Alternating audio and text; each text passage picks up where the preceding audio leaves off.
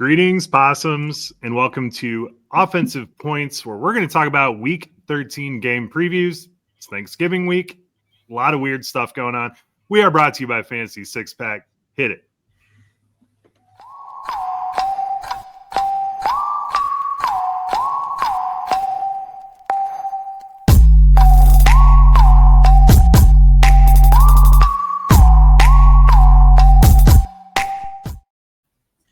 All right, ladies and gents, we have no bye weeks this week because the NFL has filled us full of football pleasure for your Thanksgiving feast, your Black Friday feast, your Sundays. It's going to be a good week of football, guys. I'm excited. How are you guys? Yeah, we were talking about this the other day. I was like, man, like this is kind of like a hell week for fantasy football because you got your families you're juggling, you got their football teams that you're juggling. You want to make sure everything's set. You're probably traveling, something along those lines. And if you got us in the car with your kids in the back seat, hopefully they're taking a nap at the moment. But I just, it's one of those things where it's there's so many games and it's going to be like overload. And hopefully everyone makes sure that all their lineups are set by Thursday. Hopefully people remember there's morning games. If not, here's your PSA. There's morning games. Be careful. But no, yeah, lots of games all weekend long. I'm surprised they didn't just squeeze one in on Saturday as well. But looking forward to our little in-house rivalry with the Eagles Bears on Black Friday. Interesting, to say the least. Yep. Pesky college football prevents the Saturday games for now. All right, let's get right into it. Thanksgiving week, week 13 on the books. The first game. I feel like this is usually the first game of the Thursday slate. It feels like one of these two teams is playing in that first window. It is the Packers versus the Lions. Joe, the Lions are a very confusing team right now. Jameson Williams, we thought was Dan Campbell's, his muse, the guy that was going to keep him going at all times. And now he's decided I'm not even going to use him at all this last week. So what do you think of the Lions going forward? Was it just a Gibbs game? Like, what do you think about that? Yeah, the Lions a bit weird, man. We saw Jared Goff has passed for 300 yards twice this whole season. Jameson Williams is up and down. We're dealing with a Brock Wright injury. It looks like he's going to miss. Not that matters. But basically, this team is Jahmyr Gibbs and Amon-Ra St. Brown. And if necessary, you can start David Montgomery, but he is a shell of what we are used to seeing for David Montgomery. So don't get too excited, especially against the Packers defense. I personally think you're better off doing the coin flip of Jameson Williams than playing David Montgomery at this point in the season. I mean, maybe if we see something more consistent in the future, but he's had like no carries these last few weeks. Like we're getting 5 and 6 carries the last couple of weeks. Like how are you I don't understand how you can give Montgomery only 5 carries, considering he's more of a grind as you go kind of guy. Like it is wild. There's some mismanaging of coaching and play calling as we see on a lot of teams right now, but the Lions are one of those teams right now.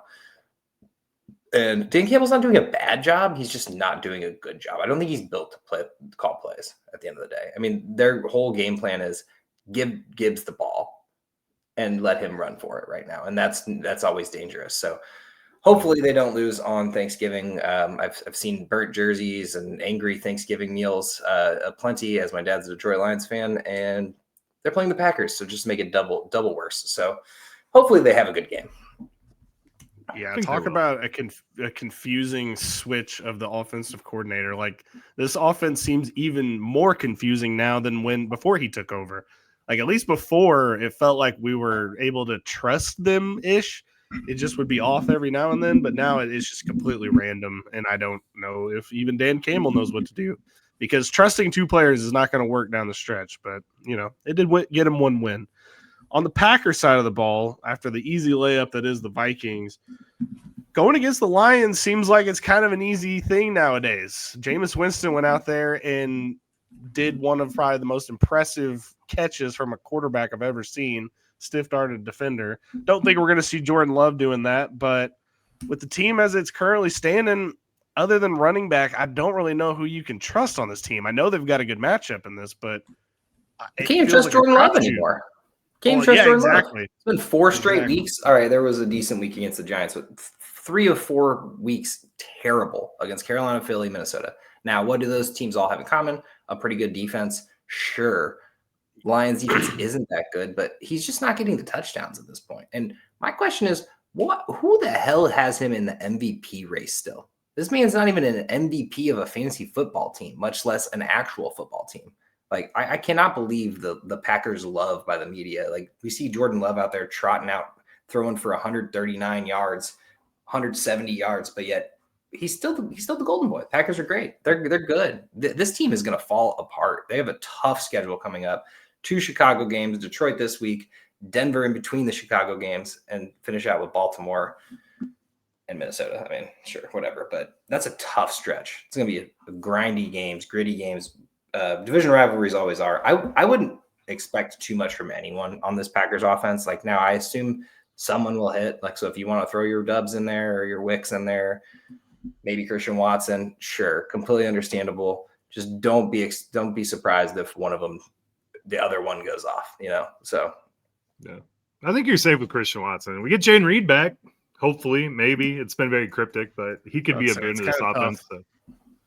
Probably not starting him, but he could have a good game. He's a good DraftKings play, I would say, if he does start up. But yeah, I don't know. They are gargling some Jordan Love nuts over this whole separated shoulder thing. It's his non-throwing shoulder, but oh my God, he's going out. He's going to tough it out. He's going to play. And it's, the love has gotten a little out of hand, in my opinion. The love of love. The love of love. The love of love. It is kind of, for anybody who doesn't know, we're recording this on a Tuesday. The final injury report's on a Wednesday. So we obviously, like Josh Jacobs, is a game time decision. Won't know about that one. Obviously, if you have Emmanuel Wilson, if Josh Jacobs is out, obviously that's a smash start in this spot. And then Matthew Golden also limited at practice today. Even if he comes back, I mean, we've been saying it all season. You never know when he's going to hit or who's going to hit on this team. It just adds another ingredient into this nasty ass recipe that is this wide receiver room. And I just don't know, even if Matthew Golden's active in this game, I don't think you're going to play him or trust him. Now we finally have all of them healthy. It's going to just be a clusterfuck, I imagine. That was kind of my logic of not wanting to queue up Bo Melton this game. Right. Yeah, definitely. That's the least likely, or most likely, I guess. All right. Lions win? Yeah, I got Detroit. I'm just going with the smart bet. It's going to be the Packers, unfortunately. It's the Lions lose on Thanksgiving. It's what they do. Okay. I mean, the way they're playing, it's not going to shock me if they lose because it's just – I thought the Giants were about to blow them out. It'll shock you. It always shocks you. The Lions just lose in the most gruesome of fashions on Thanksgiving, sadly. I'm hoping they don't because then my dad will be happy. Jahmyr Gibbs strip sack. That would be shocking. All right. Second game on the Thanksgiving window is actually quite a banger. This is the Kansas City Chiefs at the Dallas Cowboys in Texas. Look, this is a fire everyone up game. These two defenses can be had. The Chiefs defense is a little bit better, but the Cowboys offense is quite good on its own. I like to start with the Cowboys because it's been a thing that's been floated around quite a bit. I kind of wanted to commandeer the take, but so many people have said it. It's not really mine now, but is George Pickens the wide receiver 1 on this team? He's the wide receiver 2 in fantasy. So it's very much, I understand CD's missed some games, but even as a fill-in and to do what he did while filling in and now with CD back doing better than CD in back-to-back weeks, I think he might be, man. It's weirdly. Yeah. I don't think it's an outrageous take. I mean, I think it's just going to be a matchup thing. Who's open the most, but Dak seems to have eyes for George Pickens. So CD's struggling with drops too. I mean, you got to imagine those targets are going to dip. Yeah, it's Pickens. It's kind of odd. Like you would have thought that George Pickens would be the kind of like diva wide receiver on this team. Kind of being CeeDee Lamb at this point. It's odd. It's not at all what I would have thought here.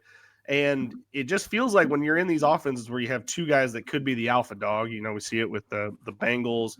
The Vikings for a bit, even though Justin Jefferson's definitely the one on that team. But like you see these two guys, it's usually one guy that's getting, the most love on the team. And it seems like George Pickens is that guy. And it's hard to ignore. If defenses are not going to take George Pickens out of the game, then you got to fire him up every week. And he's clearly the guy that Dak is seeing the most and thinking he can win these spots. So yeah, this is like this offseason when we go into like wide receiver rankings and dynasty and stuff, like this is going to be a very interesting team. Obviously, they still have to sign him back. That is a looming part of this, but which Jerry Jones did come out and say, him, maybe like I don't know. They're probably going to franchise. I think Jerry's going to tag it, or Jerry's going to sign him. He came out and said that he deserves it. Everyone on the team loves him, so that means I would imagine he's getting a contract. Don't sign Micah. We'll sign the guy that we just randomly traded for a third round. I mean, this makes the team fun, though, is the thing. It does make the team fun. It does make the team fun. Yeah. Are you saying fire up everyone scenario? There's one group I'm curious about. Is there anyone to start between Isaiah Pacheco and Kareem Hunt, Brashard Smith? I mean, Pacheco is officially playing as of Tuesday, so we should be good to go on Thursday. They can't give Kareem Hunt 30 carries. No, Kareem Hunt's been doing great actually for what he is. Like, I mean, him getting 30 carries in a game against Indy is just wild to me. But even the games prior to that, he was doing good with Pacheco out. But now that Pacheco's back, you have to just imagine it's going to go back to the 9-10 carries for 25 yards, maybe rolls in for a touchdown. I think Hunt's a start, like if you have to type scenario, but I feel like I wouldn't want it. Like, you got to assume the Brashard Smith role would be higher in this kind of game, but I don't know. Brashard Smith has this weird role where they like want to use him, but they don't. Dude, it's like the Jaguars with what's his name? Quint Allen. Oh no. It's the Quint Allen touches where you're like, what is this dude doing out here? Like, I know why Etienne's out here. I can kind of guess why Tutin's out here sometime. But what is with Quint Allen doing out here? Like, it's just odd. Got to get him 7 carries. It's in his good pass catcher, man. He is, but the other two can whatever. We don't have. Anyway, avoid this running back room until further notice. With all of them healthy, true. I meant the pass catchers. I think the pass catchers you're gonna get. I mean, are they consistent? No. Are they good for one of them maybe scoring a touchdown? Sure.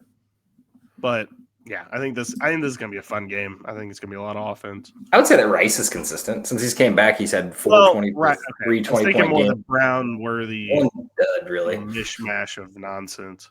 But make sure that Dameon Pierce is picked up, by the way, because I saw you snagged him a couple places. I'm proud of you, by the way. He's the type of player that could really make a dent in this backfield, especially with Kareem Hunt being old. Pacheco hasn't been getting it done. And we've seen Dameon Pierce do it. Houston just say that.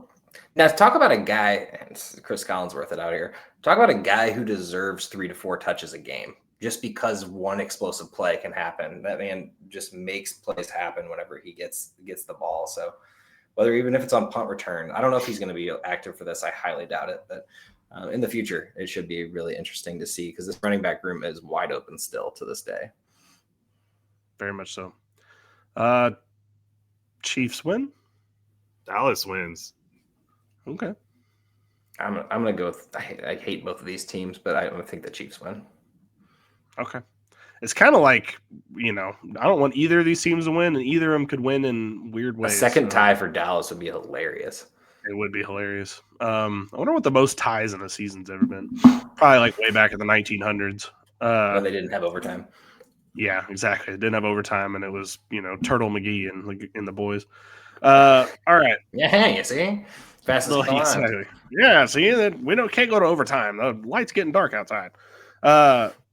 Night game is the Cincinnati Bengals at the Baltimore Ravens. Another banger of a game. I really appreciate the NFL. This game could have fallen flat. However, Joe Burrow is back. Josh, what can we expect from the Burrow return? I think we need to all temper expectations on the Burrow return. I love to say it, but Flacco's actually been playing it out of his mind. I know he needs a much needed break because he's probably going to go on IR after this because he's been getting his ass kicked these last couple of weeks. But no, I think it'll be fun. Chase is going to get 15 targets. You already know, especially with T. Higgins out. They've already ruled T out. So Yoshi Voss actually was my play last week if Burrow was in. Now that Burrow is in, Yoshi's going to get a touchdown. You just go ahead and call that. Be a great little add to a parlay. Hopeful parlay. Don't do it on my account, but no, Chase is going to just torch, man. And I assume Chase Brown even gets a little bump, which he's been doing pretty fine the last couple of weeks as well. So yeah, this whole offense doesn't really change much. You need to be careful because the Ravens defense has been a little bit better as of late. Not much, but a little bit. And you get a Rusty Burrow. The one guy I want to point out, though, is Mitchell Tinsley. He caught a touchdown last week. Dude, he was their preseason darling, and he was making just the most like George Pickens-esque catches in camp where he'd have 2 defenders on him and he'd come down with the football somehow. So if you're playing in DraftKings in a tournament, I would not hate to see you put Mitchell Tinsley in there. Obviously, you'd have to be in a real deep redraft league to put him, but I like him a lot.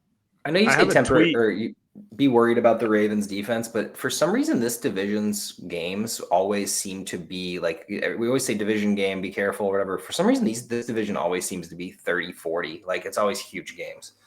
It's kind of weird how that works. I do have a tweet on my timeline of Mitchell Tinsley is better than T. Higgins right now. And that was from a preseason game. Did you say it? Yeah.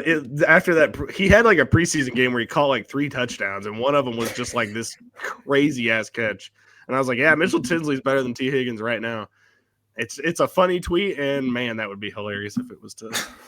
If it turns out you get to go back and say so. After it makes sense. When I said that in a completely joking manner at the time. I also think we're getting the tight end back. Gesicki. I think Gesicki's back. And Burrow did like him when they were playing. So I think you can like tight end is such a weird position this year. I don't even know. Like I don't know who you can even trust really. So I mean, I like him as a streamer. No, I like him as a streamer with T out. I mean, those targets got to go somewhere, and Joe Burrow is going to probably go to a little bit more safer throws here to start the game at the very least. So see if he gets involved real quick. I appreciate that you knew where I was going with that because I was like, he's not like reliable, but at the same time, who is these days? Dude, I played Hunter Henry last week. I did not think he would do good. He turned out good, but it's a streaming candidate. Sometimes you hit, sometimes you flop. You know, for sure. And on the Ravens side, Bengals defense slowing down Drake May though. Yeah, it's kind of leading into what you were going to say. I have no idea what to make of that. How about it? Okay, I know what to make of it. That Drake May is overrated. Well, yeah, he's obviously overrated, but I'm just saying. I think that's not even to say he's the best quarterback in the league. You know, last week, like you guys, I guess he's good, but he is overrated. But no, I was just going to say Drake May's going to struggle. Everyone struggles.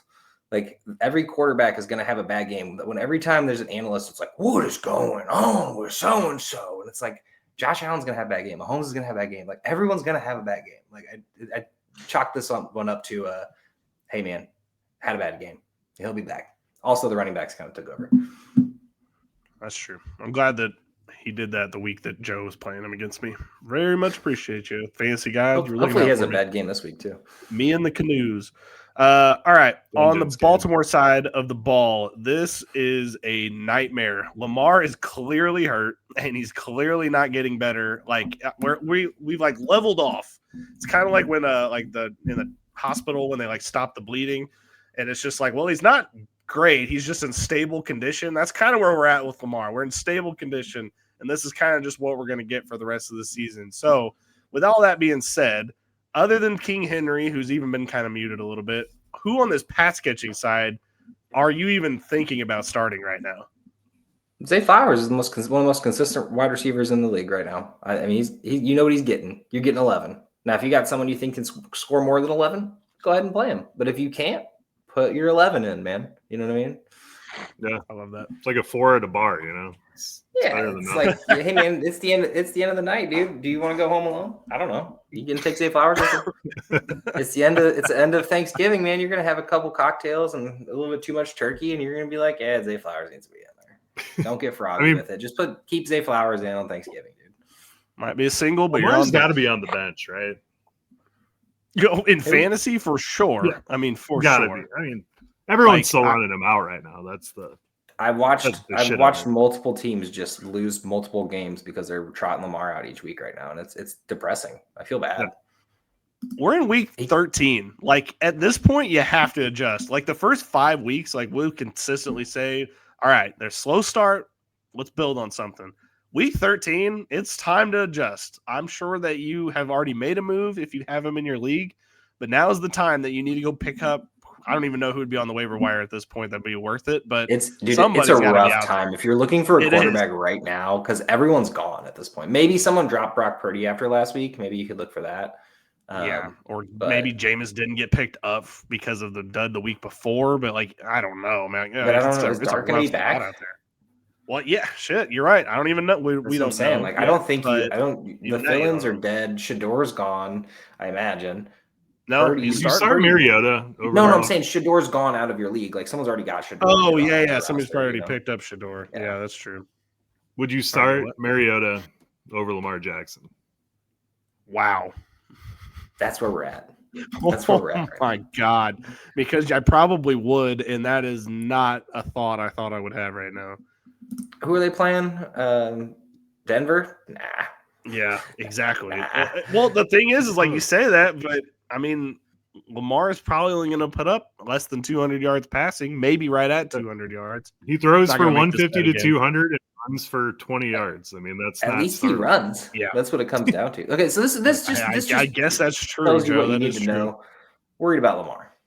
Kirk Cousins or Lamar. Can you imagine? No. It's got to be Lamar. We're getting so low on this conversation. Tyler Show. I drafted him early this year, and I never draft quarterbacks early, so I have a real angry spot in my heart. Man, I can't wait for the offseason when Joe ranks him like QB 13 or something because he pissed him off this year. Dude, all the quarterbacks are going after. He's never going to be the same ever again. This is exactly, but I mean, Jaden Daniels, Lamar Jackson. This is exactly why you don't invest highly in a quarterback. Look at all these quarterbacks. Look at Jacoby Brissett, could be a league winner at this point. Like, it's wild to say, but shit, Matt Stafford's going to win people leagues. That man wasn't drafted hardly. Dude, people were like, free. "Oh, he's got a back injury." I mean, I was one of these people, so I'm not going to say that too loudly, but people hated on him. All right, anyway, back to Thanksgiving. Baltimore, since you even got a winner in that. Burrow as well. Burrow comes back and gets his dub. The script writers are never missed, dude. No, they don't miss. I mean, this division's so up in the air that literally anything can happen right now. So this would be the perfect time for Burrow to, stick out. Never mind. Yeah, all right, let's go on to Friday. The Friday night football game on Amazon Prime. I hope you got your Prime memberships, people, because you will need them. Chicago Bears versus the Philly Eagles. I don't even know who to go to first on this one because you both are fans of these teams.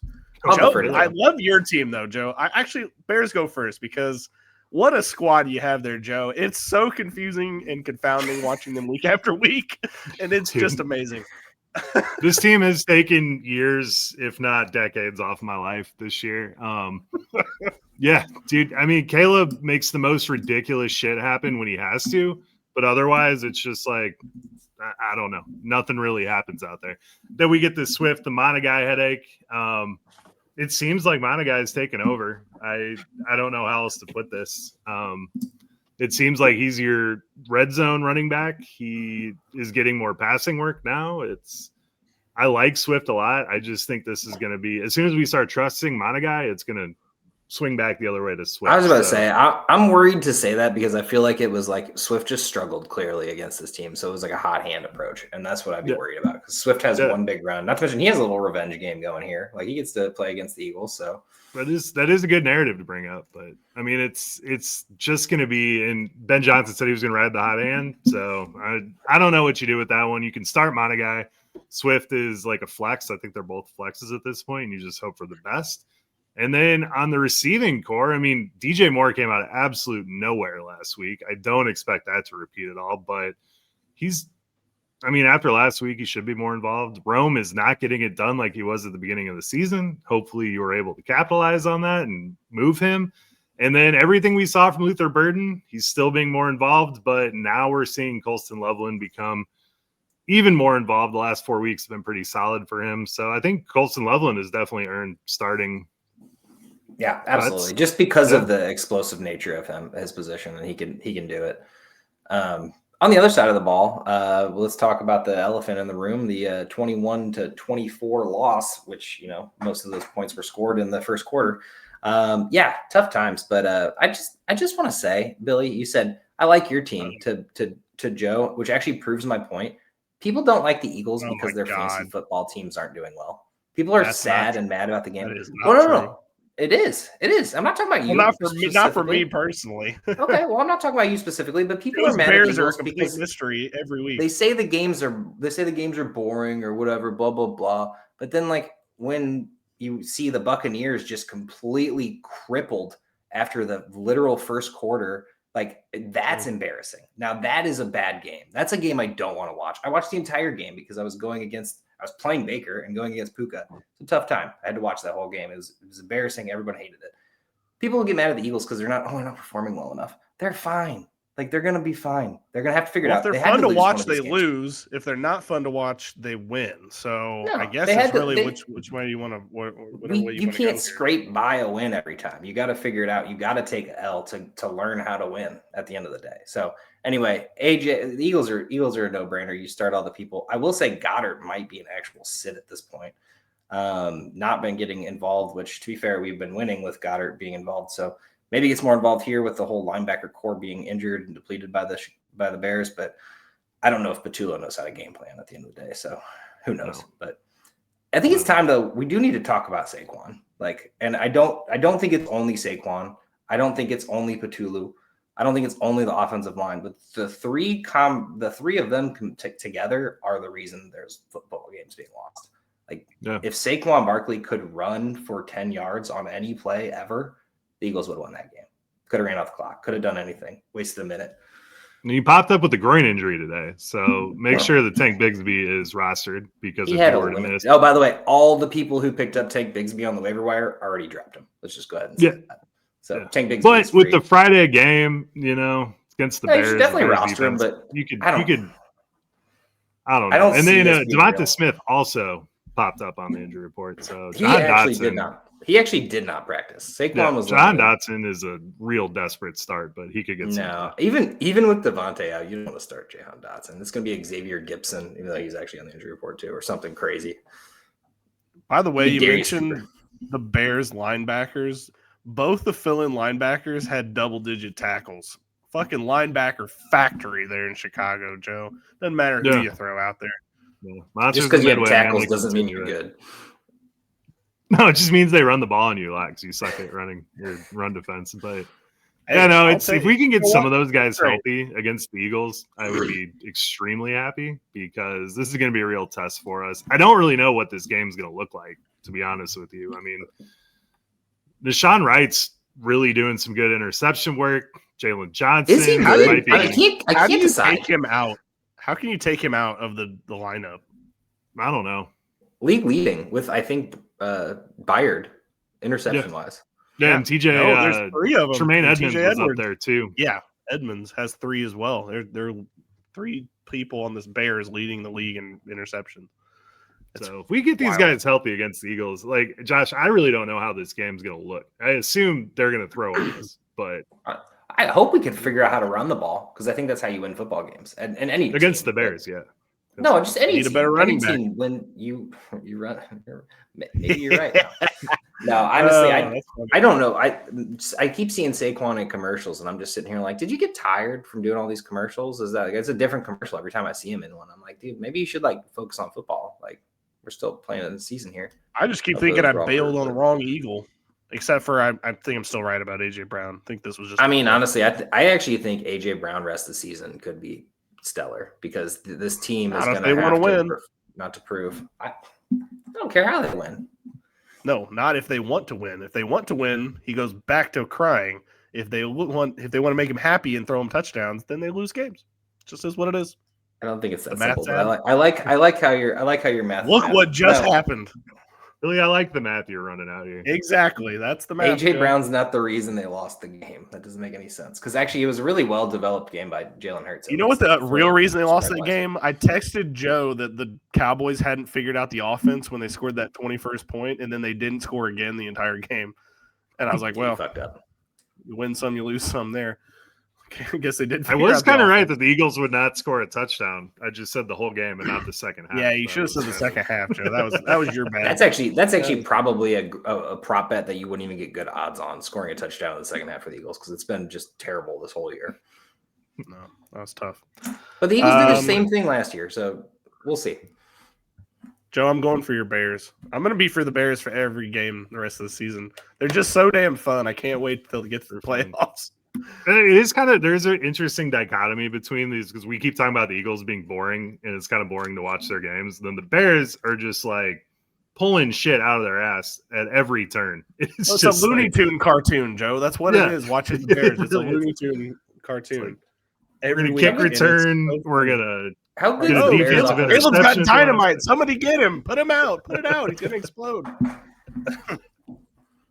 Can that Bears offensive line hold up? That's what's going to determine the game. Exactly. Somebody dropped an anvil on Kyle Monagai. What happened? Yeah. Anyway, Bears win. I don't know if y'all are picking it because you are against each other, but I'm picking the Bears as well because Eagles. Love it. All right, let's move on to Sunday. We got the Houston Texans at the Indianapolis Colts. By the way, the Colts cannot play outside. Luckily, this is in a dome, so no problem. No harm, no foul there. I'm going to have to take a fireball shot because I bet that the Colts would beat the Chiefs. Joe, you're also in on this. You beat that the Colts would beat the Chiefs. They did not. I have to take 4 throughout this podcast. So I'm going to be honest with you, though. It was close. Yeah. It was obviously, it literally went to overtime. Like the whole time, the Chiefs. If Jonathan Taylor would have got his head out of his ass, they would have won. That's the same concept as the Eagles. If Saquon could have ran that last drive, or any drive for that matter. If Jonathan Taylor could have done that's been the whole season. We knew the down week for JT was going to show up, and it showed up. Yep. The Chiefs' defense is stout too. I mean, Chris Jones hasn't done much on the stat sheet, but he's still a big presence on that team. Yeah. 2 weeks after ridiculous. Germany. All right, let's get on to the Texans notes, though.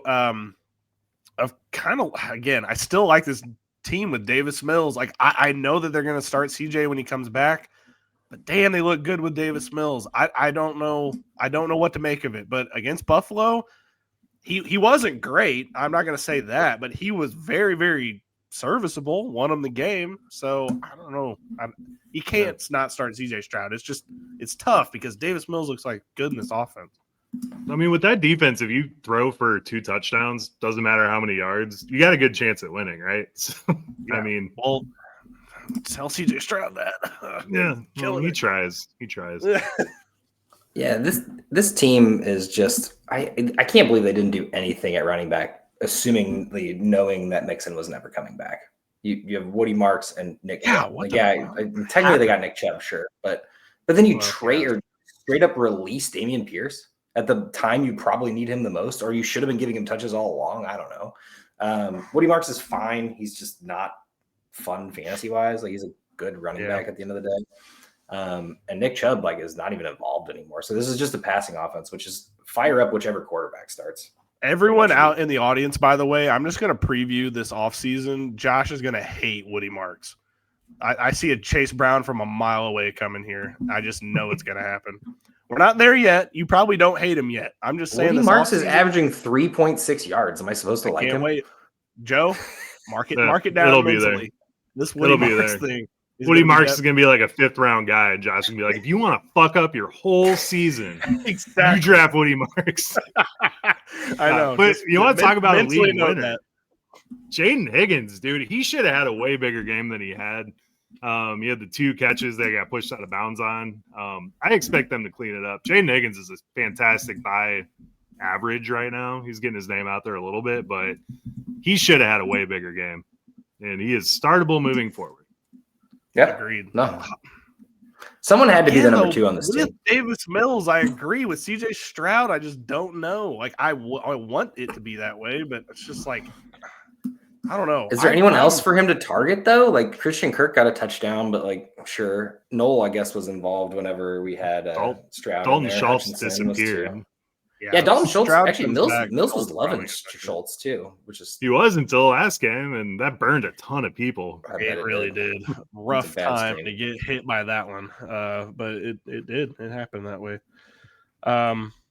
Colts wise, speaking of burned people, Alec Pierce. Everyone played Alec Pierce expecting fire. I seen him dropped in 3 different leagues, and it all happened all around the same time. Everyone dumped their rosters this morning.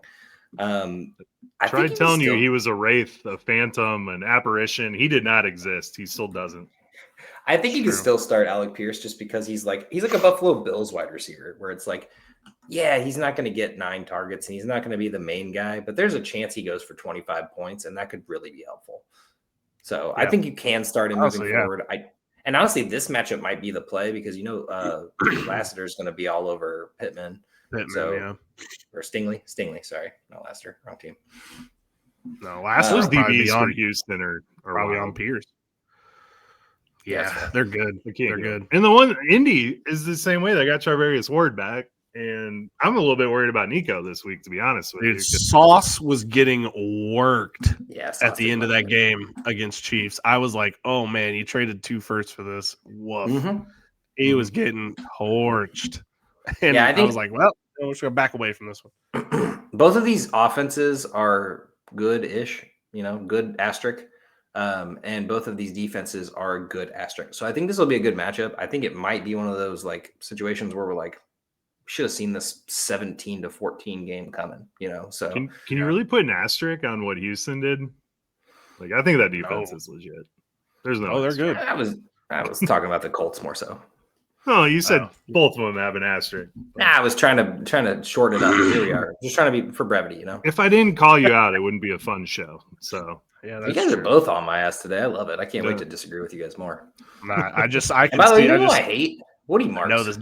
I know this Woody Marks thing is coming. I can see it from a mile away now. Luckily, Mixon might be back for this team, so it might not matter. But if he's not, this Woody Marks thing is going to be an all off-season situation. I'm gonna just be bookmarking all these tweets about Woody Marks and make sure to be like, are you sure? Do it. Colts win though because they're in a dome. I think Texans win. I think the Colts start actually seeing real talented teams play against each other, and it's a division game. Right? Division? It is. Yeah. It is. And they need this too. The Jaguars are on a tear. With what Will Anderson, and I'm going to call him Ill Anderson from now on, and Daniil Hunter did against Josh Allen, I'm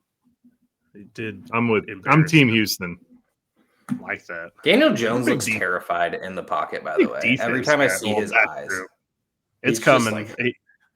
The Daniel Jones of it all is definitely coming faster than anyone would hope. All right. Next game on the window is the San Francisco 49ers at the Cleveland Browns. This will be my second shot because I said Shedeur is going to have under 200 yards passing. He had 209 on a controversial Dylan Sampson touchdown.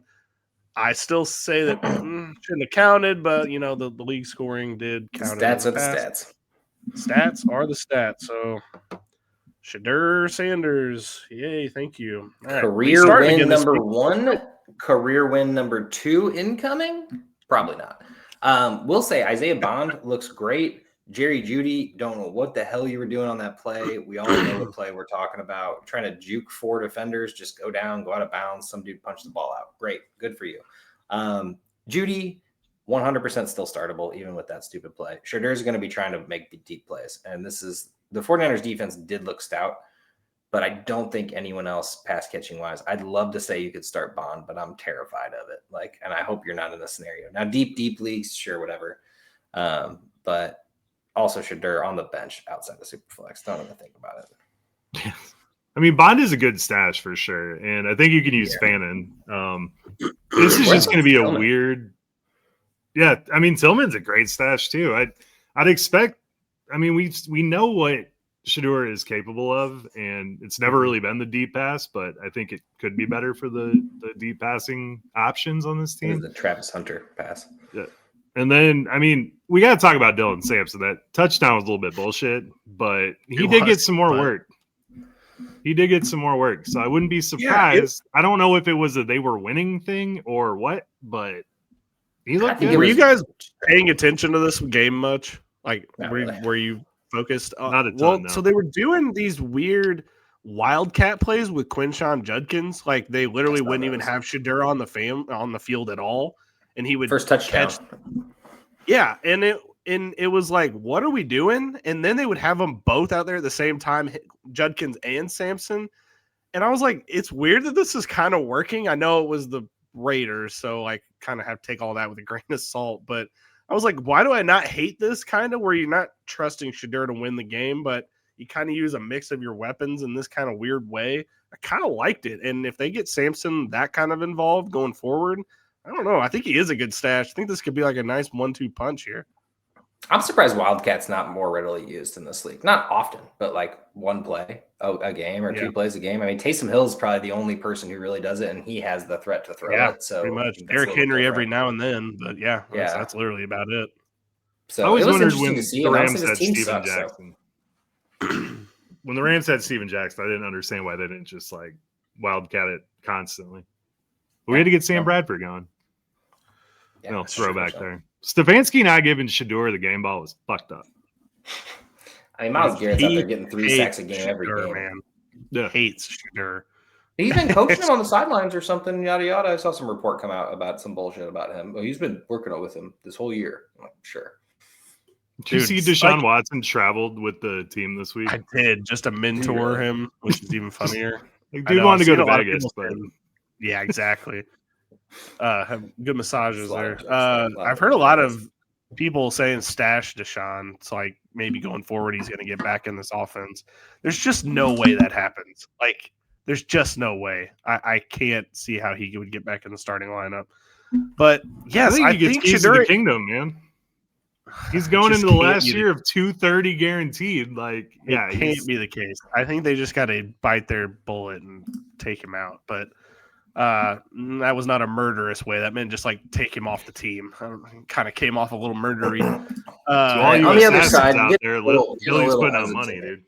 All right, on the other side, the 49ers, I think you're going to be tempering some expectations here, right? I mean, Kittle and McCaffrey are starting 100%. I think this is the week you could sit Purdy if you're in a scenario where you can, because the Browns defense can be pretty stout, as we've seen. Now, Purdy could find some holes. He's got McCaffrey that he's going to throw 10 passes to, which, by the way, this team cannot keep just throwing 10 passes to McCaffrey. He is literally leading the league in receptions right now and still getting 18 carries or however many carries a game.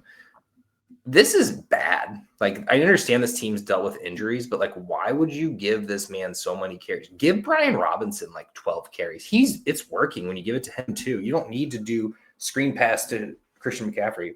Same concept for the Lions with Gibbs at the moment, but McCaffrey's been doing it all year long. Fun for fantasy, really scary for his career. Yeah. Whatever they gave him in Germany, man. I need to get some of that. Exactly. That's all that the needs to meth be they were said giving right the there. soldiers. And I just want to give out a contender. If you're a contender in Dynasty and your league doesn't have a trade deadline, which you shouldn't in Dynasty leagues, trade for Ricky Pearsall, because the guy who has him has not had Ricky Pearsall the whole year, and he just put up 2 duds. That is going to change because he is Purdy's dude, and he's definitely the most talented receiver on this team going forward. So I think 2 of his picks, Purdy's picks, were to Pearsall. yeah, Purdy's rusty, man. That's what happens when you miss a whole season. Yeah, he is. He definitely is rusty. He's Purdy rusty. Purdy rusty, man.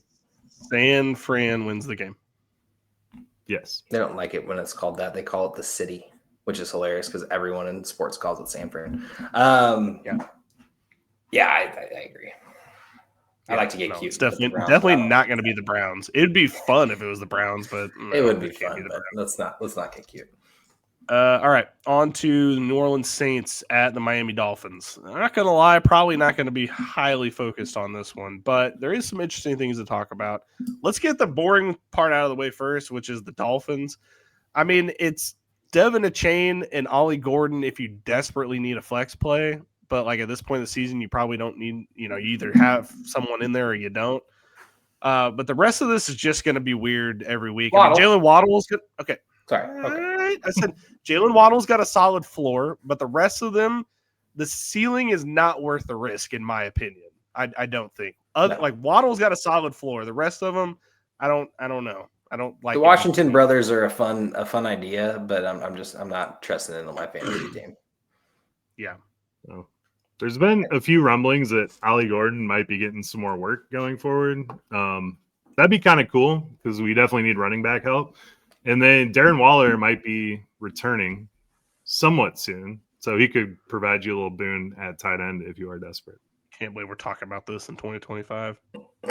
Hey, Waller was great while he was out there. No, he was good. I'm not knocking him. I just can't believe we're talking about Darren Waller as like a guy coming back and being an. He made someone's entire day at a bar one time. So. Would you start Tua over Lamar Jackson? Because he's probably available. Wow, I probably would this week, but the thing is, Tua gives you upside. Lamar is giving you no upside at the moment. No. They are coming off the bye. I mean, it could be kind of fun. Miami's rejuvenated. They're going to go out and win their division. I think they're just wins. I think I go Lamar. They're probably not going to tank. That's good. On the Saints side of the ball, the interesting thing is here, Alvin Kamara is out. So, Devin Neal time, anyone? I don't know. I'm not going to start him. Sure, pick him up, but I don't think you need to go out don't rush in to put him in your lineup. Hopefully, you're not desperate enough. We saw some good receiving work out of him. The problem is Taysom Hill got 10 carries last week. So yeah, I guess sure did. if you need a tight end and you're desperate, throw Taysom Hill in that lineup. See what happens. Oh man, I dropped him in Scotch Fishbowl, and the per carries is great. I wonder if there's a tight end bonus per rushing yard. The tight end rushing bonus. Yeah, Tyler Shuck Tyler Shuck sucks at football, but he might be fun for fantasy, at least like for bad team wise. Like Chris Olave was eating. Juwan Johnson kind of looks usable, even with Taysom Hill. You thought it would be maybe one or the other, but they both seem like they're going to be viable in some respect. And even Joe's boy, Devon Vele, got 7 targets. I mean, it ain't nothing. If they're going to cover blanket Olave and you need another guy on the field, I'm not saying to start Devon Vele. I'm just saying maybe pick him up as a spec. Joe, I didn't know that was your boy, man. Yeah, I love 28-year-old rookies, man. It's my favorite. I saw you, Joe. You stashed him everywhere. I saw at least 2 or 3 pickups. He has a pulse at this point. Okay, I was just saying. I saw the pickups, Joe. No, dude. Vele, I mean, he showed us something in Denver, and he did pretty good with. I mean, look what Bo Nix is doing with these other receivers. So for Devon Vele to be able to do that with Bo Nix, pretty cool. And then he goes to the Saints, and he's, I mean, a lock for a shit ton of targets moving forward. So. I think it could work. I would be curious to know who, like, all these people are talk shit about all these quarterbacks. You just dropped in like, Bo Nix could even do it, blah, blah. Where does Jalen Hurts rank for these people? Do people rank Bo Nix over him at that point? Because, people are always like, Jalen Hurts doesn't belong in the league. He's a phony. He's an imposter. His team's good. He's a running. Bo Nix is a pretty good quarterback. I mean, at the end of the day, like top 15 in real football, not fantasy. It's just wild because, like, I'm just curious how many tough Lamar Jacksons. Jalen Hurts, the thing is, he won a Super Bowl. And once you win a Super Bowl, you are automatically like 2 tiers above where you probably actually are. And that's just the way it is. Because he won a Super Bowl. I just think it comes down to, it wasn't anybody else's fault than his. He won that Super Bowl by him being good. That's just what it was. I just find it wild that, like, because, like, top 10, like, I feel like people are like Lamar Jackson, Mahomes, Josh Allen, and then repeat those names 6 times before they even get to, like, the other players. Yeah, and Jordan Love for no reason. And then they're like, okay, well, I guess Jalen Hurts would be, like, top 14 or something. It's like, you're putting – all right, anyway, sorry. Bo Nix is great, man. He just doesn't do his receivers a whole lot of justice. I mean, I think for fantasy football, he sucks. We can say that. It sucks having him on your team. I'm playing him right now, so I get it. Probably against you. For sure. Can't wait. Okay. Dolphins win this game. Yeah. I don't think it's gonna be close. Sorry, I got bored of this game. Yeah. What's crazy is the Dolphins are favored by 6, and at first glance, I was like, damn, that really by almost a touchdown? That's crazy. And then I saw that the Saints haven't scored over 20 points since October 5th. That is crazy. Like, you think just by accident they would have gotten 3 touchdowns in a football game, but they haven't. They just haven't done it. And yeah, you can't trust that in NFL football. It doesn't work like that. Most noteworthy news was they cut their kicker and were looking at Justin Tucker. They didn't sign him. I should say exactly where they're at this point. All right, let's move on to the next division matchup, which not a great one, but it's happening. Jacksonville Jaguars at the Tennessee Titans. I'm gonna be honest with you. I'm excited about this game. Cam Ward looked good last week. No, Cam Ward looked good last week. Now, was it enough to win the game? Was it in trash time? Sure. He looked good. He was running everywhere. He was making plays. I love the caveats because that actually makes sense after you say all that. Did you watch the game? I did, and I would say it was like there was some luck involved, and it never really felt close, even though it ended up looking close. No, it was never close. It was more of a Seattle giving him cushion, but he was making plays, and he went out there with his, ragtag group of wide receivers that he's got, a bunch of rookies and no names. James Peroche. It is a ragtag. It is. It's just funny. I thought that was a tight end this whole time. It's Baltimore Ravens. I was watching this game on my phone where I was like, because I was looking to see if DK was getting the kick return still, because he just kept putting up points. It was amazing. By the way, come here, DK. I'm going to say it one more time. Start him in kick return leagues. It's amazing. He's also offensively able to play as well. But I kept seeing Proche as the target. I'm like, who is this? Like, is this a tight end? Is this an offensive lineman? Like a sixth offensive lineman they keep trying to get the ball to? Like, what is happening? But no. Ward looked good. I'm excited about this game. I think this, with the division rivalry, with Ward having a little bit of chemistry with his team finally, we finally get to see some fight out of him. Now, yeah, at the end of the day, they're going to go fight and get their early pick, and they know that. But this is a division game. They got blood on the line here. That's true. Blood on the line. I meant to say pride, but blood came out. So DK someone's bleeding. and Gunnar Helm. I think I finally, I said Gunnar Helm about week 3, and then I backed off because I was like, he's not really doing much.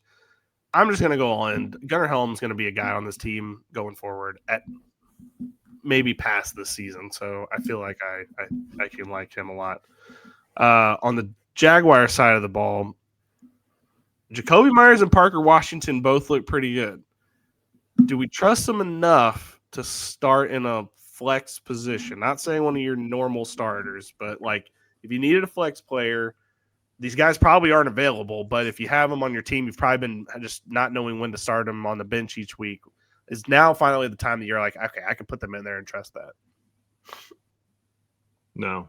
I think Parker Washington's going to see his snaps go way down with BTJ back.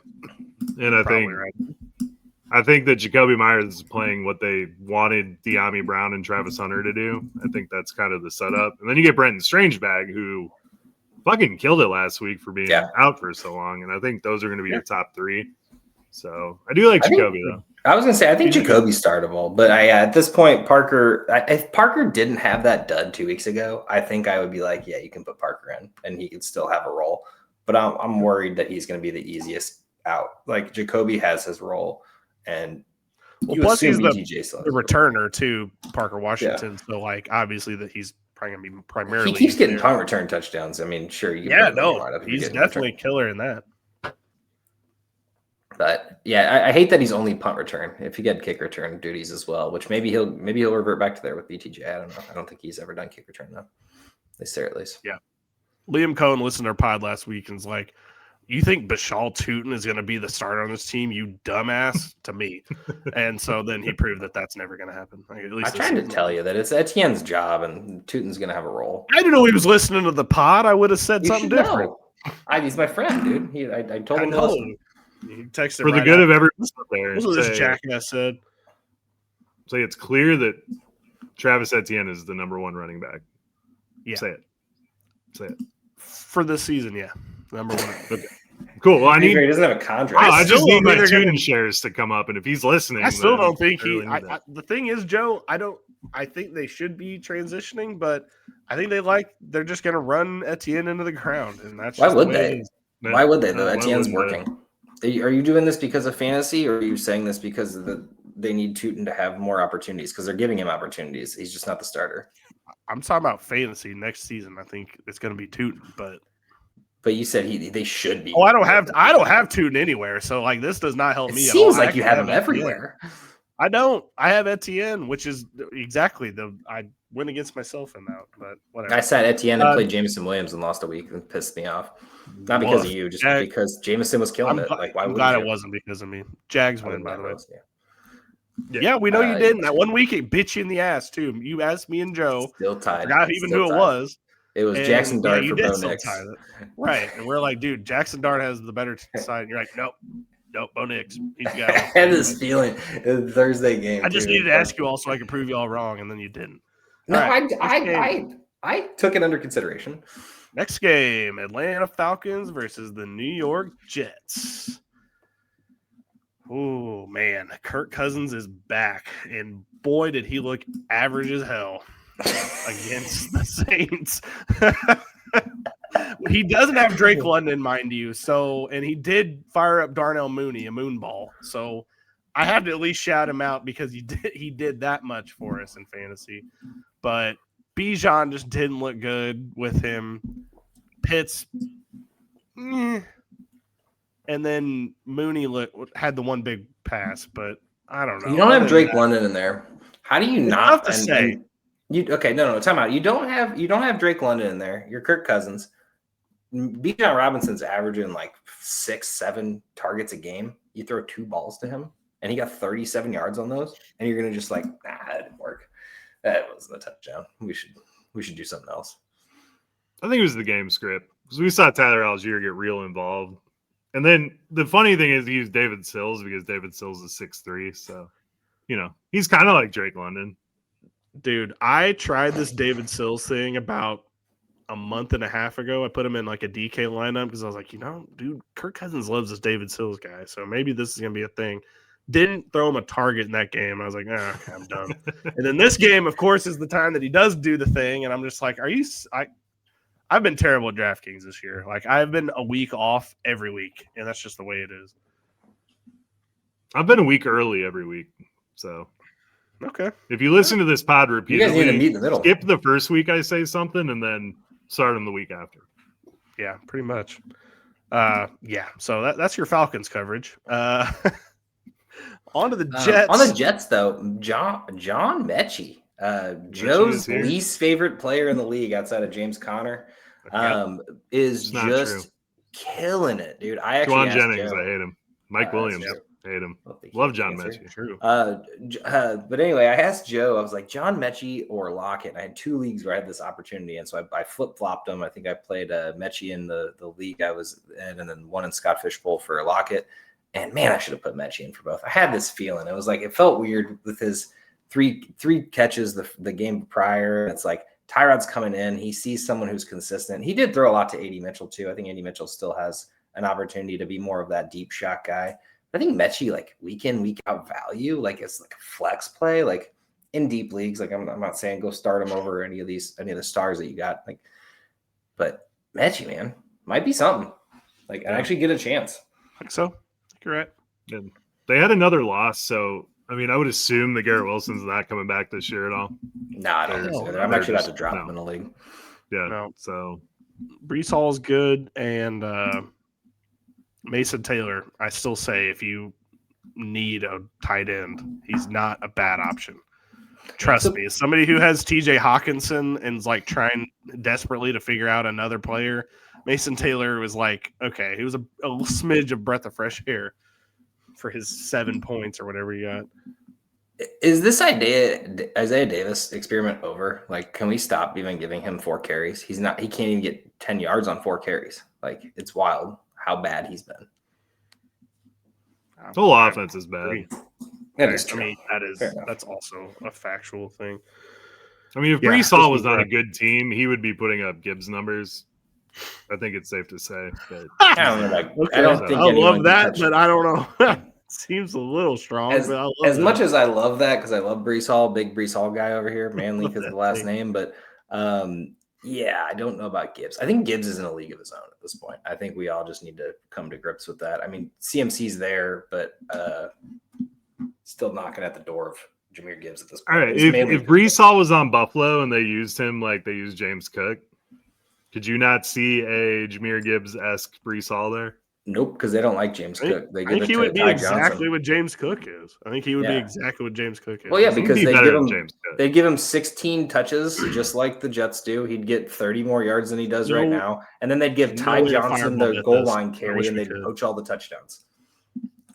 I wish we could fireball bet this, Joe, but there's just no way we could do it. I don't think we can simulate this one. No, we can't simulate this one. All right, let's get on Madden. I was about to say, Josh, you've got Madden. You can simulate a whole season with both players. Okay. Just send me the spark notes of that, and I'll figure out how to do it. All right. Fireball bet. Fair enough. You know what? I'm writing it down, Joe, because we're gonna do this. Josh's gonna have to do a smidge of work. That's fine, man. I like playing Falcons Madden. win this one. Yeah, I think the Falcons handle it easily. I don't think the Jets want to win, but I think the Jets win. Very interesting. The Falcons suck, man. I'm sorry.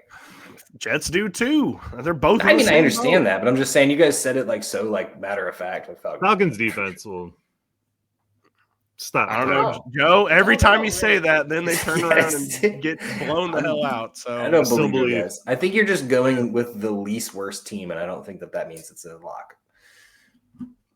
Okay. Well, next game is the Los Angeles Rams at the Carolina Panthers. Can I just say, where did this Rams team come from? Like, no, I know they've been good. Like, their defense has been good. Their offense has been like, obviously we know their offense is good. To embarrass Baker Mayfield on national television and make him sit out the rest of the game. Yeah, now I'm not saying he's not injured. He is injured. He came back, and then they were just like, oh, yeah, halftime hit, and they're like, yeah, we're going to run out Teddy Bridgewater, who hasn't lifted a weight in 3 years. Like, that was just embarrassing all around. But no, the Rams look amazing right now. Yeah. This team came from hell. It is. Which is wild because I thought they were dead after the Jalen Ramsey trade where they burnt all their draft picks, and not to mention all the other trades they made. And they turned out this last draft or these two drafts ago real well. This whole defensive line is rebuilt and scary as hell. The defensive backs don't even scare me, but they're just good enough to get the ball once one of these dudes hits them. Yeah, pretty much. No, they're Colby Parkinson needs to be started. He's been he had 2 top 10 finishes and a top 11 finish the last 3 weeks. So I just want to say I'd be terrified as hell to roll out Colby Parkinson in my league. Dude, with the way Billy was just talking about Mason Taylor, I'd rather have Colby Parkinson right now. I don't hate it, Joe. I'm probably picking him up this week, so I don't even hate that at all. Yeah, we don't really need to talk much more about them. They're good. This is a good team. Like, what else you want to happen here? The Rams are probably Super Bowl favorites, but the Panthers, on the other hand, which I'm going to take a fireball bet for, of course, this is the dumbest bet I've ever made on this, I think. Bryce Young to throw for 300 yards against the 49ers, like, in retrospect, I have had to have been on drugs when I made that bet, but I did, and so taking my second fireball with 4 tonight because of that. Actually, no, this is 3 or 4. Didn't I bet on him also throwing for 300 yards, or is that not? I think you did. I'm pretty sure I did. You didn't bet. You were saying he would. I did. I didn't write you down. Maybe I'll take a. I've been winning so many of these fireball bets lately. I just feel out of the action anyway. So, yeah, you have one coming. Don't worry. Anyway, the Panthers side, like, look, it's against good teams. It's just going to be bad. So, like, this game, I don't have any faith that this team's going to win or even have a good offensive performance. It's just they're not going to be good against good defensive teams. Like, they were terrible against San Francisco. It didn't even look like they belonged out there on the same field. No, you know what? The worst part is Bryce Young lost that game. And it wasn't even because he played bad or he was scared or whatever. He just made poor decisions. He tried to force it in way too many times to the end zone when he could have taken a check down and had the opportunity. He was just trying to be cool on Monday Night Football. That's what sucked about Bryce. Yeah. I think he could have actually won that game. That was a tight game. Their defense was playing really well. Now, I don't know how their defense is going to shut down Puka and Devontae, and Kyron and Stafford, but yeah, they're not. They were eating pretty alive for throwing 3 picks, and no one was talking about Bryce throwing 2. I mean, in a game that they could have won. They should have won. They actually that was a gift from San Francisco because Purdy was also looking pretty bad out there. But I will say that was mostly Carolina's defense. That Horn interception was amazing. No, I think Carolina's defense is going to make it hard to win in these games. Like, I don't think this is Rams just walk away with this dub. I think it's going to be a hard-fought game. Bryce Young has to show up, though. I hope so. The thing is, run Rico Dowdle. Like, when in Dowdle, run Dowdle. Like, I don't understand why we went away from that so early. Not enough. I don't remember the amount, but it was not enough. 6 carries. Yeah. It's like, what are we doing? for 38 yards. For 38 he's the best yards. player on the team. He's the best player on the team. And I know they try to get him some targets and stuff in the pass game, but it's like, run him. Run him. He's a good running back. I don't know where it came from. He wasn't this on the Cowboys, but he's a good running back. And I don't know why I'd go away from him. It just didn't make any sense. And they did Side that note, the Panthers have not given up 300 yards passing in the game this year. Ooh, I like this. I think Stafford is going to do it, but all right. I sniff a fireball bet, Joe. I don't know who's going to take it, but I'll take it. I'll take the over. No, I think Stafford's going over. Oh, sorry, I meant the under. Sorry, my apologies. No. Okay, I'll take the under. I don't really care. I think this is going to be. I want to be in the action. That's what I meant. But no, the other problem is we say run Dowdle, but this is the number one rushing defense. So can Dowdle get through that defensive line? And it's not like the linebackers are scary. Would have been good to warm him up last week, but they didn't. He has fresh legs. Maybe they were fresh ass legs. Fresh. There it is. Yeah, exactly. Just for this exact thing. All right. I'll say the Rams win, unfortunately, here. Yep. Rams their number one lead. Sadly. All right. On to the Cardinals versus the Tampa Bay Buccaneers in Tampa Bay. Starting with the Buccaneers, because it's a little bit more interesting. Baker is probably going to play this week, which is not at all what I thought was going to happen after the MRI. I thought we were going to have Baker out for 5-6 weeks, and this is the end of the Bucs season. But he avoided major injury, and every Twitter doctor I've seen said that he could be good to go Sunday. So non-throwing shoulder, which is important at this point in time. But Bucky Irving back. What do we think going forward? Sean Tucker didn't look great, but again, Josh mentioned the Rams defense is really great against some runs, so it wasn't really Sean Tucker's fault. Do we think when Bucky comes back that he's got this 100% workload locked up? You have to imagine, right? He's been out for this long. If they're worried about him taking a hit and they finally put him in, he should be able to take a hit. So he should be able to play, I would imagine, at least close to a full workload. I mean, I think Sean Tucker's still, going to compliment him and have 10 plus carries or so maybe, but depending on what the run game looks like. But I mean, how do you not want Bucky back as a Buccaneers fan, as a Buccaneers teammate, like as a Buccaneers front office? Like, you need Bucky back, man. Like, it was fun, the Sean Tucker, and that was the reason they're like, let's hold off. Sean Tucker's doing good. And it's like, you need Bucky, man. Let's just go ahead and say it. And he wants to come back. He's been posting little MJ tweets out every week saying I'm coming back. Like, so God, I hope so, man. And I assume most people who have Bucky are dead in the water. I don't know how I'm still alive with all my Bucky leagues, but somehow I am. Yeah. And you have to think with Baker's shoulder injury, then they're going to be running the ball a ton, especially against Arizona. I don't think Arizona is going to put up a ton of a fight here. No, yeah, I don't think so. As far as this injury goes, though, for Baker, what? Oh, okay, no, you can go Baker. Sorry, I thought we were switching teams. No, not switching teams. I'm just saying, with the injury and with how painful that looked to throw that long ball, this might mean like an uptick for like Cade Otton, for example, or like Igbuka or Godwin underneath. So like Godwin especially might be eating a little bit more because like he may not be able to throw the ball downfield. Now the defense is not going to be dumb. They probably going to know that too. However, I think that you can maybe trust Otton this week if you're a little sour after last week. I think this week you might have a better chance at least going into this one, just because he's not going to throw long balls.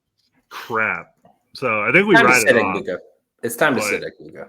You can do it. I was going to say he's under 40 yards in the last 4 games. He had one big game in between 4 terrible games. I mean, last week you can take as a wash. Sure, like Baker was injured. Teddy Bridgewater looked like a wide receiver trying to play football. Play quarterback, I should say. Somehow Igbuka is still a top 10 wide receiver on the year right now. I know he had a really good start to the season, but it has been 5 of 6 games under 10 points. And it is just like killing people. I have to imagine anyone with Igbuka was like 3-0 or 4-1 or 5-0. Like, they started their season so hot, and I know you are hurting right now as an Igbuka manager. I think it's time. Sure. I mean, maybe not in this game, and like maybe you can keep riding him out there, but I think maybe like maybe it's time to find another option, man, because I can only take so much hurt. I would wait till after Baker's injury worries me. I'd wait till after this one because they played two good games or two good teams in a row. So like maybe you could chalk it up to the defense being better for those teams. But if he's bad against Arizona, Buffalo's defense is good. They're solid. Okay, they're not great. I'll remember but next solid. time you say Buffalo's defense is terrible because I feel like you flip flop. Well, they've been better. I mean, they've been better. I agree that at the beginning of the season they were getting absolutely handled, but they've been better. Been losing games, but all right, that's fine. We won't get into that. I'm looking bad. Arizona, on the other hand, Trey Benson, maybe. Okay, if you want to start on Trey Benson, that's fine. I want to start with the second best wide receiver in the league this season, and that's Michael Wilson. We could start with that. That's fake. Trey Benson coming back is such a boon for everybody. Bam Knight's injured. Michael Carter ain't shit. Trey Benson is going to have a ton of work against a horrible Tampa Bay defense. Yeah, Trey Benson 56 is going to smack. Trey Benson to the moon. Michael Wilson to the bench. Marvin Harrison should be back in this one, I imagine. So there's two receivers this year that have caught 10-plus balls in back-to-back games. One of them is named Jamar Chase. The other one is named Michael Wilson.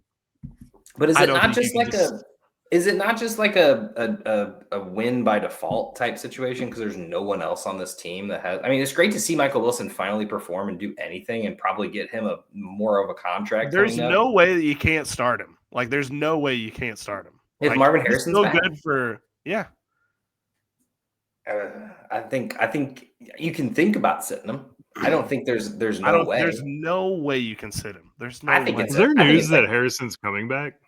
I don't know, but I just imagine an appendectomy shouldn't take 3 weeks. Even if he comes back, I don't know. I mean, he's a good wide receiver too on this team. Like, it's fine. But as a wide receiver too, he's done nothing. So he's had 2 good weeks without anyone else there, and now all of a sudden we're supposed to. The number 1 comes back with he should be fully healthy at that point. Now the 2 is coming back for the 1 to eat. You let the 1 eat, and then you throw to the 2 when he wants to catch the ball. Like, if he wants to catch a couple balls, that's fine. But you got to let the number 1 eat, and that's what they've been doing these last 2 weeks. A fireball bet.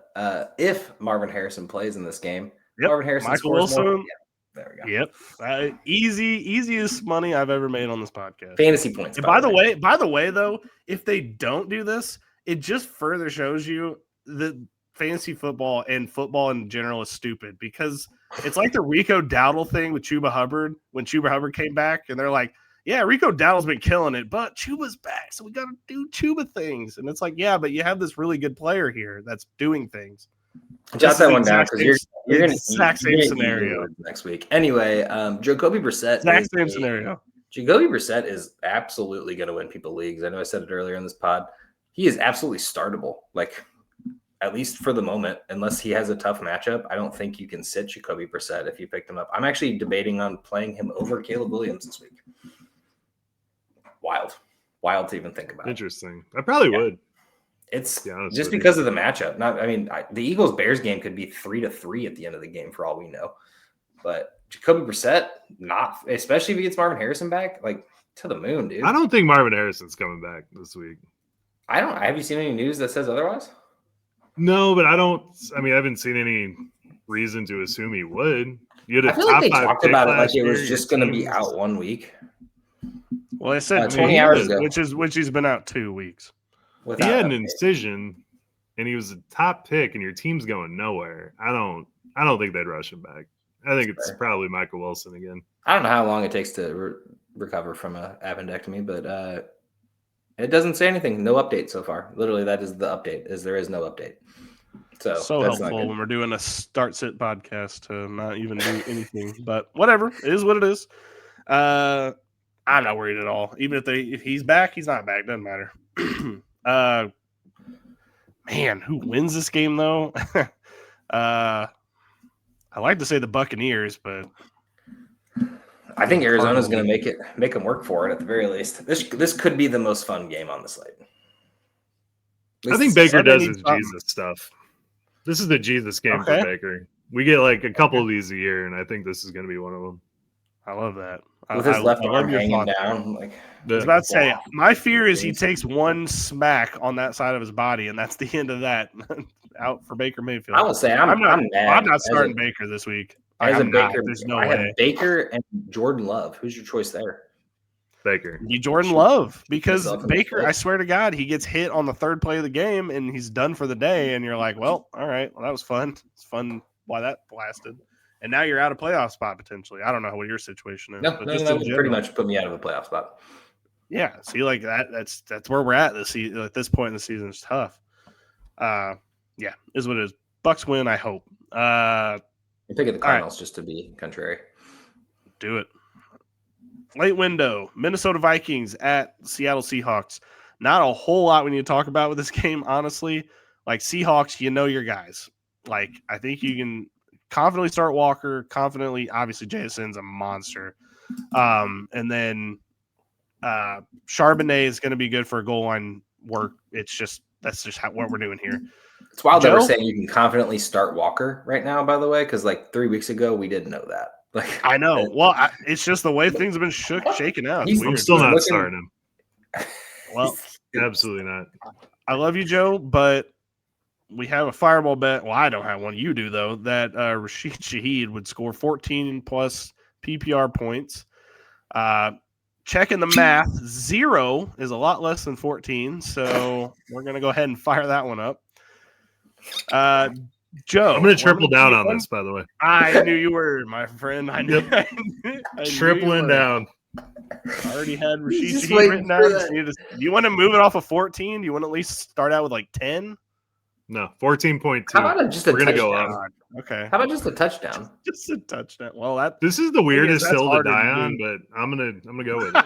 It is. If he gets 14 or he gets 10, he's getting a touchdown, right? It's going to be a 40-yard touchdown or something. Like I think he's forecasting one big play for a touchdown, right? Man. All right. Anyway, this is the we talk about JJ McAss over here really quick. I mean, we know who the hell we're starting on Seattle, bro. This is pitiful. Absolutely pitiful football, and it's killing everyone on this team. Aaron Jones injured or not injured. Aaron Jones did not do a damn thing. Jordan Mason did not do a damn thing. Justin Jefferson, nothing. Hawkinson, nothing. Addison, nothing.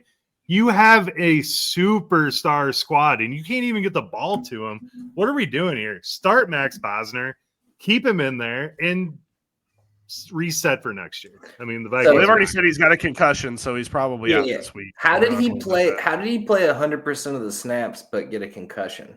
No one noticed that. Or? He's so dumb. He probably hit his head in the locker room.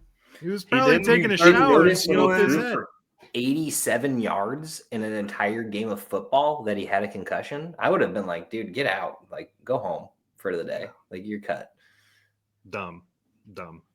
Poor Vikings, though, man. They've been a quarterback away for 20 years.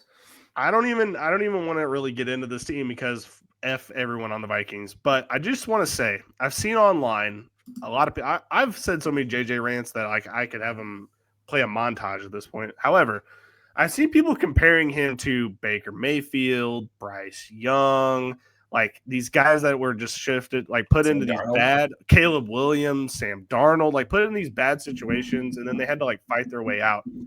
And I just want to say, he's with Justin Jefferson and Kevin O'Connell.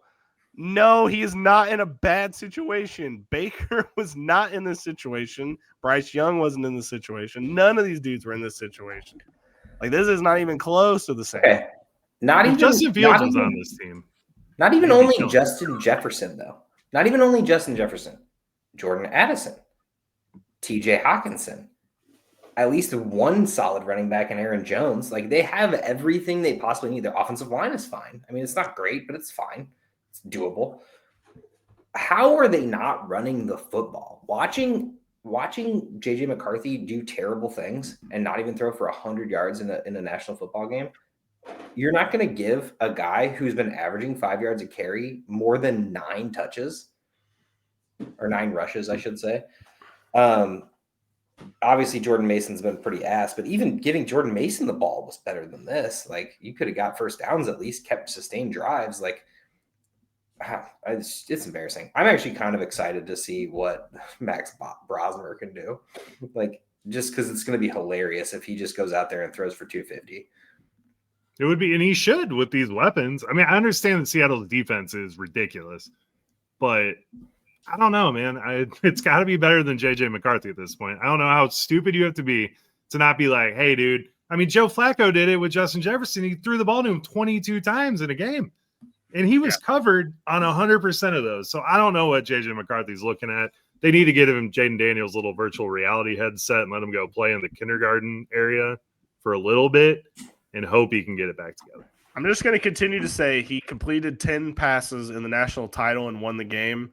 It was not because of J.J. McCarthy that Michigan was winning those games in college. It just wasn't. I know that people like to think that, but no. At the end of the day, why didn't they have someone outside of Wentz to be the backup? Like, why? Like, we keep talking about this fact. I think they truly were drinking all the same Kool-Aid. I think everyone was drinking the same batch of Kool-Aid that, like, this was all going to work out. Play yet? That's all I have to say. Is you never saw him play. Like, how do you even not have a Mariota? Gosh, there's a whole fan base of people still defending JJ McCarthy on Twitter right now. It's literally happening, and it's still the same people that are like, he just needs time. He just needs time. You know what? He was a top 10 pick, Billy. Yeah, he was a top 10 pick. You know who else they sounded like this with? Josh Rosen. Yeah, 100%. I don't know. He just needs more time. This is one of the weirdest hills I've ever seen a fan base die on, but good for Viking fans because your team's going to be ass from here on out. And Justin Jefferson, if you do this shit next year, is gone from this team after next season. But we'll get to that next season. Seattle wins easily. Yes. Anyway, fire up JJ. I don't care who's starting. It's not JJ McCarthy, so you should be fine. Yeah, that's true. All right. Man, we are way over on time, so we were going to power through these last three games. Las Vegas Raiders versus Los Angeles Chargers. I don't need to. I mean, Chip Kelly's gone, but yeah, Chip Kelly's gone again for failing with an offense again. It's almost like we saw this story work before. The same exact thing, but it's over. Could that make them frisky? That is the only thing I was like thinking in my head. Could that actually make them decent? I don't know. I don't want to think it, but maybe. At the end of the day, I don't think so because they got to get that first round. They got to get number one. So, I mean, they're not trying to win games. That's probably true. Charger side of things, Amari Hampton spotted in practice. Real quick. I know we got to fly through this. Ashton Genty, we haven't heard a whole lot about him. Pete Carroll said there's a chance he's okay. Pete Carroll sucks at giving us injury updates. He has his entire career. Pick up Zamir White and Mostert and make sure that they are rostered because moving forward.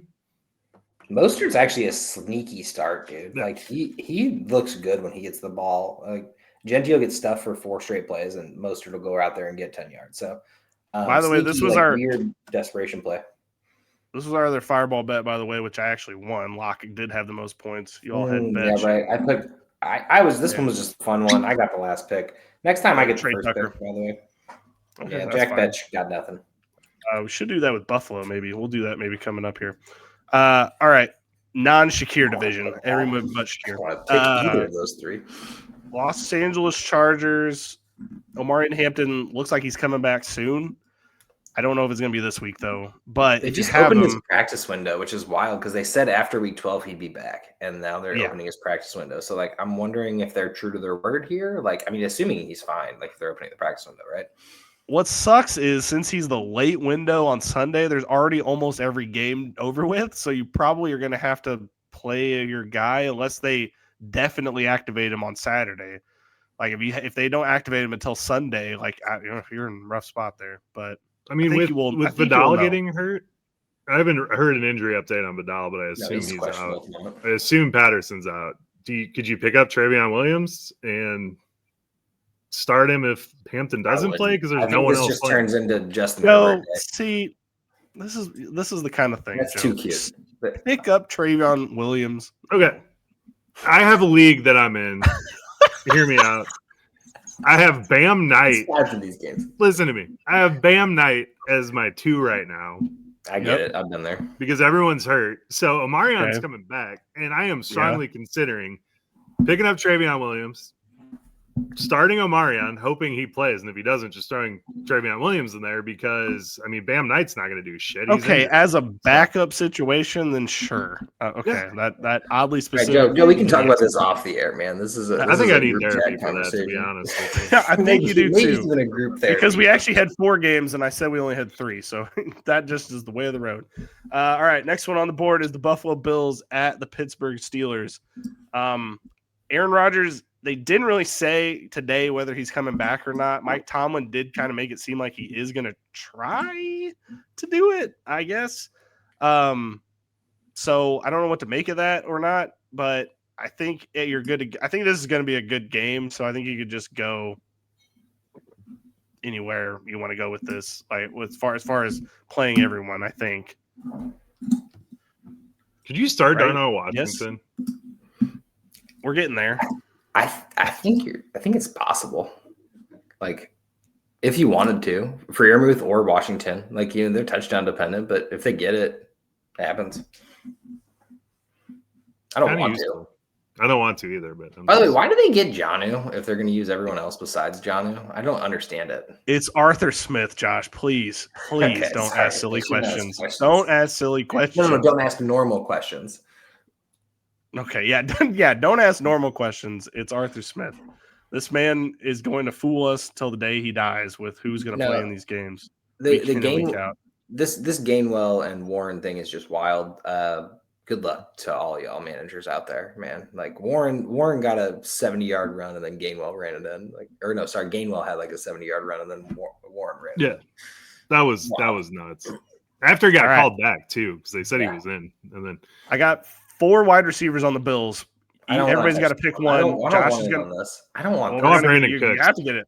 Okay, Joe's got Brandon Cooks. You got Gabe Davis, Josh Palmer, or Elijah Moore. Gabe Davis. Okay, and I'll take Josh Palmer. Of course you will. Did you want Brandon Cooks? I thought about it, but I don't. I'm so excited for Brandon Cooks on this offense. Has he been on the Bills before? He's been on every team, so it's hard to tell. He's never been on the Bills. Really? I could have sworn he had been. I don't know. Point.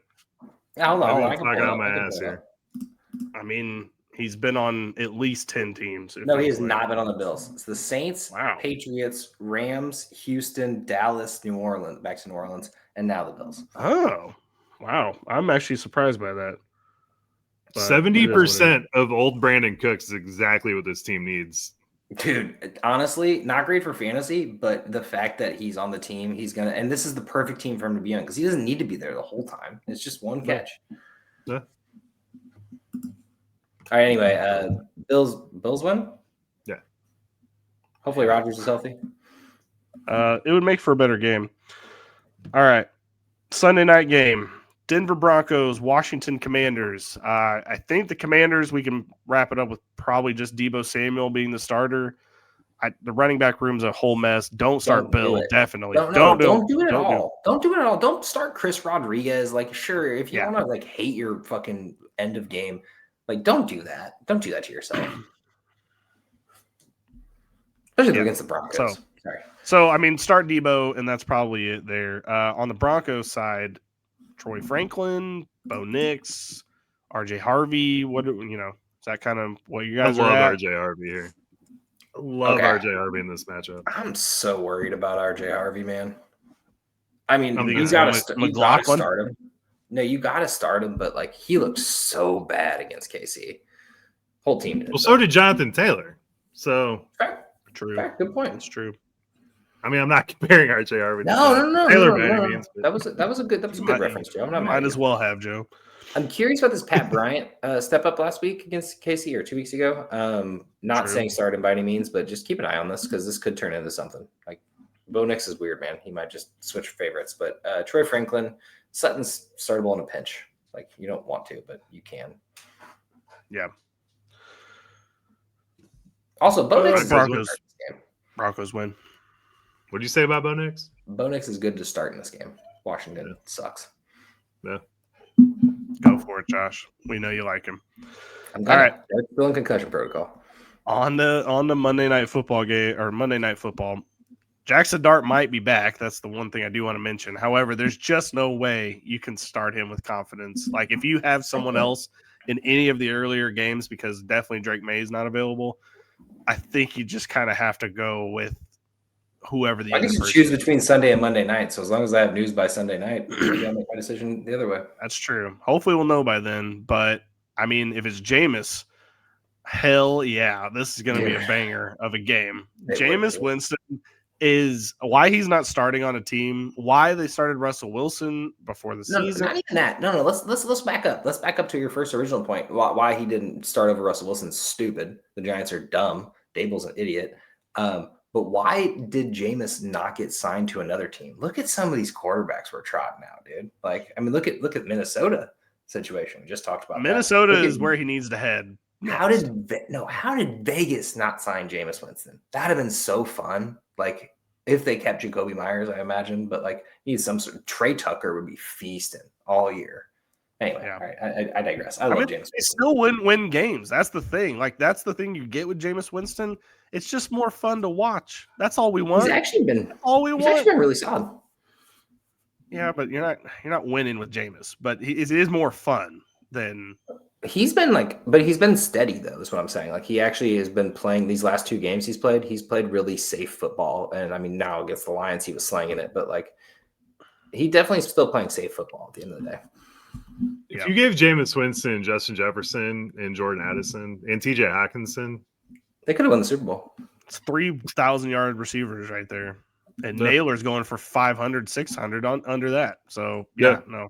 That would be incredible. I mean, there'd be 28 interceptions, probably more than that. Oh, don't get bogged down in the details, Joe. That's not – no one cares about their interceptions. But seriously, though, he's been in the league for 6 years since the starting role, and I just don't understand it. Like, he's been blackballed because he had that interception touchdown year with Tampa Bay. Also threw for 5,000 yards. Like, we need to – like – which no one even touches anymore. It's only because Tom Brady went and won a Super Bowl with that he hasn't gotten the trust. Like, that's the only reason, and it's so stupid. That is so stupid. Justin Fields is getting more chances than this kid. It doesn't make any sense. Justin Fields is a kid. Jameis isn't. But he's 31. He's not old. Like, he can be in the league for a lot longer. Like, and that's clearly these last 6 years. How old Fields? He's like 25, right? Yeah, I'd say 6 years younger. True. But which would you trust right now? I'd put Jameis Winston in my lineup with the Eagles right now. I'd be happy. Just kidding. Hurts, but as a backup, Eagles, I'd be happy with it. AJ Brown would be so happy. You'd be all be. I was kind of games, but right. I was willing Jameis to get the backup role for the Eagles, but they kept getting everybody else. I'm sad. How is there an extra game and none of these quarterbacks are going to sniff 5,000 yards? I'm close. I mean, I really thought that Burrow could have done it if he'd have been healthy all year, but I mean, Drake May's leading right now. He's on pace for like 4,800 yards. Speaking of, Caleb's on pace for 3,900 yards right now, and that's sniffing the 4,000 mark for the Bears. So yeah, still might not get be there. Cool. All right, let's get to the Patriots real quick. I don't really know what to take away from what happened with the Bengals. Like, it looked like Drake May was finally a little bit out of sorts, which was interesting because he's not. I'm not going to say that he's been great the whole season, but he definitely looked frazzled in the first part of that game. Hunter Henry was obviously the biggest. Time out. We need to calm down with the frazzled. He was not frazzled. What happened was they got a kick return. They got a kick return or defensive touchdown. I can't remember, one or the other. When that happens, that takes so much time away from the opposing quarterback. When your defense goes out and gets a touchdown, like, you're gonna be like out of sorts of offense because you're like not out there for like 20 minutes of football. No, he threw the pick six. He threw a pick six. No, but didn't Patriots get a defensive touchdown, or was that Cincy? Or a kick return touchdown? It was Cincy. Geno Smith scored it. Or Geno. Never mind. Geno Stone. Disregard everything I said. I think losing Will Campbell and their center last week and them probably being out this week is going to be a nightmare moving forward. That's the other issue because Drake May is going to start taking some hits that he's not going to feel comfortable about, and that is another issue. But, I mean, honestly, they're at 10 wins. They're good for the playoffs at this point. They're definitely going to win the division. Don't know how much harder they need to actually go to prove themselves at this point, so they might start softening it up. I think the bigger thing is Joe's question about the running backs, which is Travion still got a lot of the work. Ramondre really didn't do a whole lot. Is that easing Ramondre in? Is that a hot hand? how would you approach having Ramondre Stevenson on your team right now? Bench. Okay. Yeah. Okay. I am confidently starting Travion, but I am not going to be surprised when Ramondre gets 70% of the work. Like, I think you can't sit Travion right now. No. Yeah. Yeah. No, you definitely can't sit him. I was more meaning Ramondre as like, is he a flex consideration or is he just straight bench? No, but you start Travion obviously for what he's done, but you sit in the mirror Sunday morning and you prepare yourself. Well, Monday morning. You prepare yourself for this dude putting up 7 fucking points on your team. And Ramondre getting hopefully you've already clinched it by Monday where you don't need Travion to go off and get that 40 because this could be a Ramondre game. And like you said, Bill, there's going to be some resting for Drake and some of these stars here soon, but I don't think it happens yet because this game is important. Then they go into the bye. They got a week off, right? And then you got Buffalo and Baltimore. Got to win those games. Both of those games are huge. And then you play the Jets in Miami, and those are cakewalks. So now, does Drake May start? Probably. Does he play the whole game? Probably not, I would imagine. So at the end of the day, like through fantasy season, I think the Patriots players are good. They got to play these games. It's going to be some tough battles for sure, but that Buffalo game is going to be lit first week of the playoffs. Will be. Agreed completely. All right. That wraps up Thanksgiving week 13 in fantasy football. I'm pretty excited for everything. The one thing I want to say before we get off the pod, this is just something that's been bugging the shit out of me every time I watch football on Sundays, and Red Zone's the worst about it. When the player scores a touchdown, this is every NFL broadcast, when the player scores the touchdown and there's a flag on the field, please do not run the touchdown graphic over the entire screen before we've resolved the issue. There's nothing worse than seeing touchdown, Bijan Robinson, and like all the players are just like shaking their head, just looking like, oh, fuck, I gotta do this again. And they're like all pissed off. And then there's this celebratory graffiti graphic about them scoring a touchdown when everyone on the field knows that that's coming back. That's not going to be a touchdown. And I'm just like, can we get this out of the, like, why are we still doing this on the broadcast? I don't understand. Sorry, this is just one thing I was noticing on the field. I'm just like, why are we still doing this? It's just so frustrating. Sorry, it's just a pet peeve of mine that needed to get off my chest here at the end. Joe wanted some fireworks. I wanted to make sure to give them to him. Yeah. No, your rant is totally on base. Josh's computer does the fireworks though, so I was like, that's. I saw what you were doing with the two hands, and that's how you get the fireworks. Yeah, no, I completely agree, man. It is wild. The penalties this last couple weeks has been wild too. Like I feel like we're getting into the nitty gritty of the season, and we're talking like some BS penalty calls. Like either let them play or don't let them play. Don't do the one half no play, like no penalties, and then the second half all important penalties that take back 40-yard gains. I'm not even talking about for fantasy football, just for football itself. Just kills the momentum, kills the game.